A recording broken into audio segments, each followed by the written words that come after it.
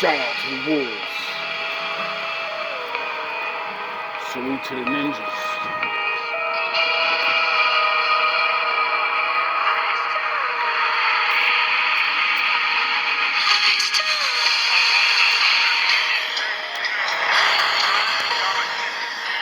Let's jump into this. So I had a little epiphany today, and I want to try to get it while I still Welcome back. Shout out to the wolves. Salute to the ninjas. You already know what it is. Big dogs in the building. Yeah. Anyway, I'm feeling real good, you know? Nice hard day's work. And I'm walking home, and my father gave me some knowledge that I would like to share with you. Because I'm watching a reading, and this woman said something about changing and how some people, they can't change. And that's not true. See, there's 3 levels to changing. First, you change your body. That helps change your mind, right? Most people can get to that. And then it's it. Confirmation. The hardest thing to change in the world is your heart. Lucky number 3, baby. And right away, as my father... What's Jesus always pointing to? Oh, he's pointing to his heart? I wonder why. Just let me, I guess, figure it out off of what she was saying. The answer of changing your heart, it makes sense why it's the hardest. Because your mind and your body, one or the other is going to control. Sound the horn. You know? If you live only for your mind, then you're not going to take care of your body. You know, that's like being too smart. You know, all thinking and no doing. You'll never have a life if you fucking just think all the time. You can be the smartest thing in the world, take no action on it, and you get nothing. Welcome back. Shout out to the... Alright, well, I guess I was talking for like 5 minutes to myself. So, you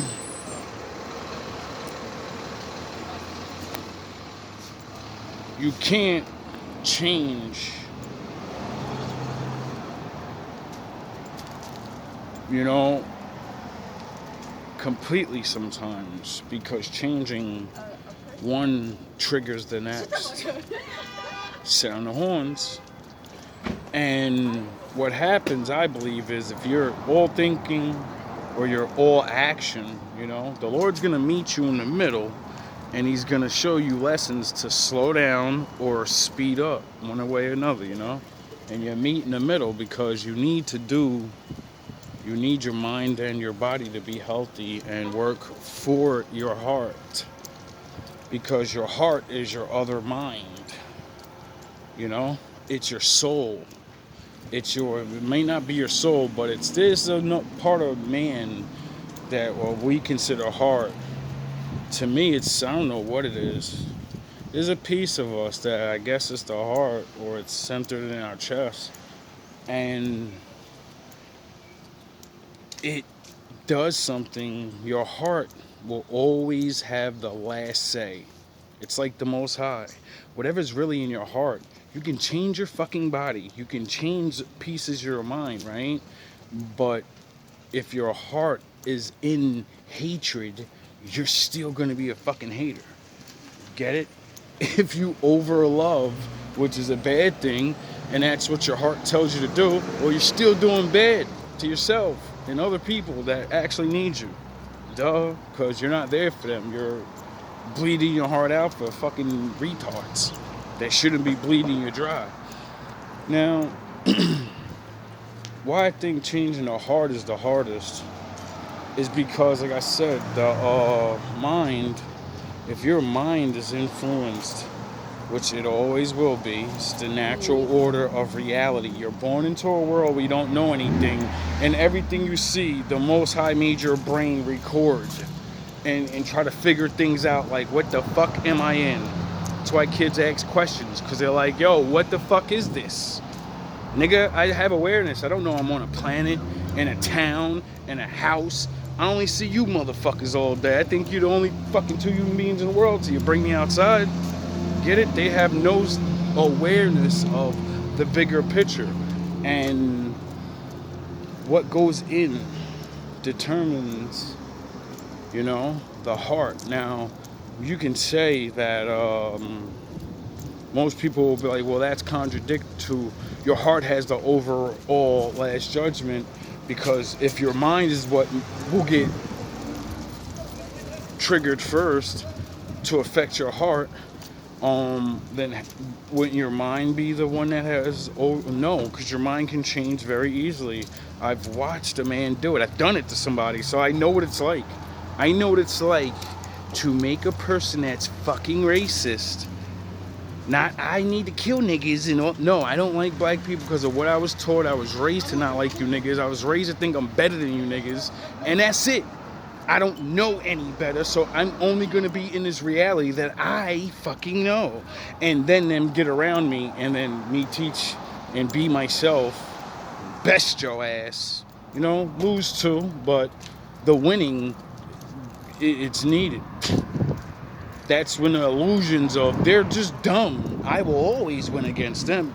That's when reality gets to set in of you're a person just like me, you know? You gotta work hard to get shit. You gotta stay on your edge.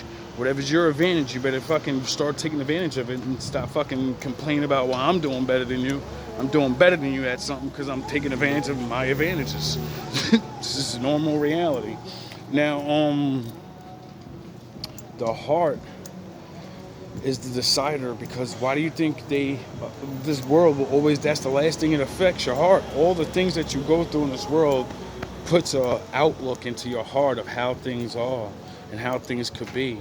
A lot of people don't ever see change, so why the fuck would they believe in change? A lot of people don't see outside of their fucking hometown. Most people never leave their country. You get it? So they never see the bigger picture unless you use the technology around you or the people around you. See, before this phone, you had to know there's other countries by talking to other people and being like, how is it over there? Because, you know, I just talked to somebody earlier today. He was telling me he was in Honduras or some shit, vacation, stunting on niggas. And I was like, yo, that's you lucky motherfucker. I be looking at pictures and shit like that down in South America, fucking most beautiful places in the world. The most beautiful landscapes I've ever seen in my fucking life. Nothing looks like it out there. Nothing in this world looks like out there. You gotta go to like Africa, the rainforest, and it still don't look the same. Shit, just when I see shit over there, man, that shit is like, I don't know. It's like the last place that ain't got completely modern and destroyed, and I guess the rainforest and the oxygen is what keeps it there. You know, we need that. But anyway, the heart is what guides your mind and your body after a while, you know? That's why I believe it's a second mind or something, because that's where people emanate from after you get pumped up with whatever you get pumped up with, good, bad, whatever. I don't care what it is. Whatever that charges it, once it's charged, that's the reality that it knows, so it's going to act according to what it knows. Doesn't matter if it's the fucking truth or not.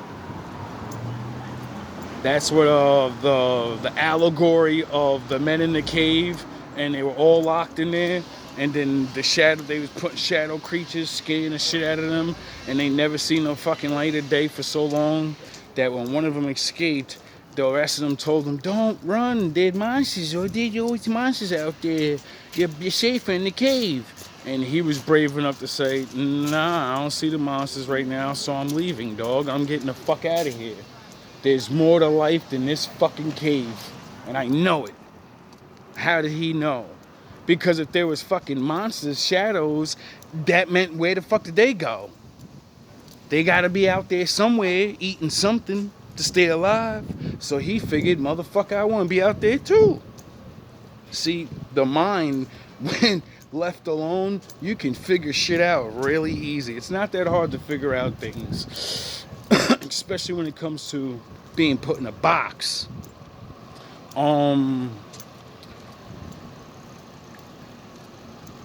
His heart changed. To get it? That's what made him. His body changed. His mind changed because they changed it, and he still found his way out because he still had the glimmer of light, hope, or whatever it is that story's supposed to teach people. That's what it taught me. Never give up. And all monsters really ain't monsters. They're fucking Wizard of Oz ass niggas. They're Zordon. You're just a fucking talking head. Your henchmen are stronger than you, really. They should decapitate you and take the fucking throne. Because you're a fucking loser. You're a you know what I mean? I ain't talking about everybody now, but y'all know, everybody meet a pump faking ass nigga in their life that just literally destroy everybody and don't even realize it. And that's because his heart can't change. Now back to the story with the racist. That'll help me explain this because I want to wrap this shit up. I'm rambling. It's hard to catch focus back on what I was thinking about. How to explain it. This racist man that believed in the Lord knew that Jesus wasn't his fucking Lord. No, that's his son. And he knew that the Most High was the Lord. And I was like, yeah, that's crazy. This nigga racist as hell. Used to be a preacher. Now he's a biker with a fucking Colt 45 ready to bust niggas on his side at any chance. And this nigga still, how you even read the Bible and you racist, nigga? That don't even make sense. How you teaching the Bible? You're a preacher, nigga. What the fuck kind of world we living in? Oh yeah, you ain't reading. So, as I helped him not be racist by sharing my Bible story of Job with him, I wonder why that was the fucking mission to bring him back to the Lord. Oh yeah, because when you live the story of Job, you figure out the whole fucking. When you read it, you read it and you're like, yo, what the fuck, nigga? That's where I go to. This some bullshit. This shit say he was like 50-something, 60 years old when this shit was over. What the fuck? Hey yo, what did I sign up for? Anyway, signed up to learn how to change your heart. That man admitted to me, like many others, like, yo, I'm racist, but I ain't crazy racist. I don't want to hurt you. No, I just think y'all monkeys. You fucking yous are crazy. You see how you shoot each other and you do all these things and I'm like, dog. I'm like, yeah, that is true. And then I always bring up, like, no, thank you anyway, bro. No problem, man. You already know. You too, man. Thank you. I always bring up to them, because he makes me go around where it's just use whatever race I go to, so I can always use this analogy. Who stole from you for the first time? Who punched you in your face? Who took your bitch for the first time? Who did this to you? Who did that to you? And everybody goes, my people. And I go, okay, well, you know, the same way you look at my people, I described everything you said my people do to my people, and your people did it to you. So what are they? And then that gloss, that glary eye of racism breaks in their mind. And they go, holy shit, he just proved to me my people treat me bad. What the fuck is going on? That means, wait up. That means they're niggas. They're committing crimes and they're fucking doing it to each other. I seen Uncle Larry. Yo, you know what? And then that starts triggering all the shit you know about yourself and your own people, because everyone's fucking doing something bad to their own people. Who the fuck else do you have to attack first? Other people or your own people? Your people. You're closer to them. People are goofy. If we was really mixed, like America says it is, then crime would be like even, but they wouldn't even know the statistics because we'd all be mixed up. You know what I'm saying? Well, they would know the statistics, but shit would be happening all over where people would be like, yo, we got a separate fucking rate.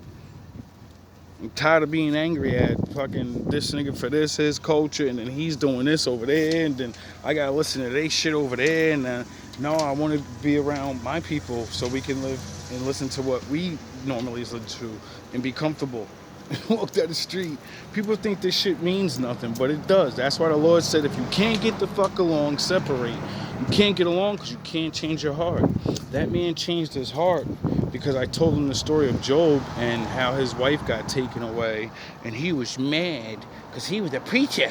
And I said, yo, dog, my father took everything from Job. He just took your wife, dog. You got a whole new wife, and you won't even you just cut the cloth off, and he ain't kill your ass or nothing. Fuck you talking about? You got the reward, and you hate him now. So what the fuck? The Lord really loves you. You must be on purpose for something. You must have a great purpose because you turned your back on the Lord and he still rewarded you, nigga. You work for yourself now. You're not a regular ass nigga that you quit being a preacher and now you gotta go get a day job. I said, nigga, you work for yourself. You got a wife. You still got your kids. I'm like, how the fuck are you mad at my father? And then he changed. But he could admit to me, he said, you're different to me. I'm not racist towards you because you proved yourself. Anyway,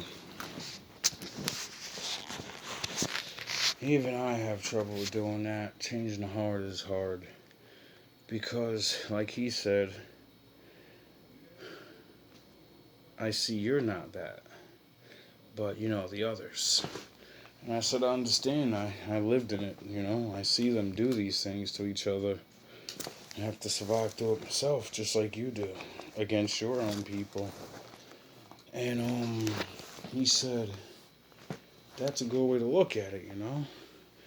And I said, yeah, I know. That's because the Bible taught me you have to worrying about a man's flesh. Those days are over. The Lord said you got to know how to read a person's soul. How do you read someone's soul? I already taught you that.